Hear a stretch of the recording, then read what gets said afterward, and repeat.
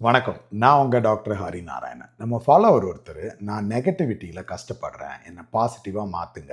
Help பண்ணுங்க." அப்படின்னு கேட்டிருக்காரு.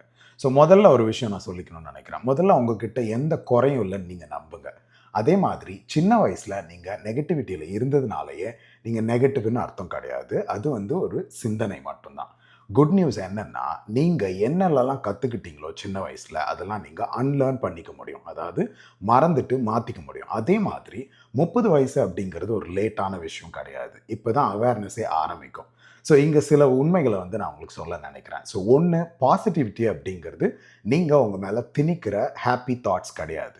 அது செல்ஃப் ஜட்ஜ்மென்ட்ட குறைக்கிற ஒரு விஷயம். அதே மாரி 2வது பாசிட்டிவிட்டிய அட்ராக்ட் பண்ணணும் அப்படிங்கிறதுக்காக, நீங்க ஒரு சின்ன சின்ன நல்ல விஷயம் ஒரு நாள் பண்ணாலே போதும். 3வது நான் ஏன் இப்படி இருக்கேன் அப்படின்ற கேள்விய தயவு செஞ்சு கேட்காதீங்க.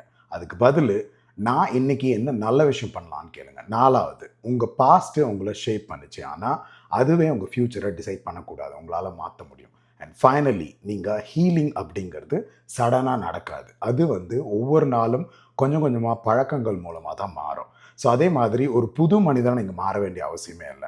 நீங்க உங்களா மாறுறதுக்கு கொஞ்சம் கொஞ்சமா ட்ரை பண்ணாவே போதும். ஒவ்வொரு நாளும் ஒவ்வொரு விஷயமா எடுத்துக்கங்க. கண்டிப்பா மாற்றம் வரும். அதுக்கு நான் உங்களுக்கு ஹெல்ப் பண்றேன். மீண்டும் சந்திக்கலாம்.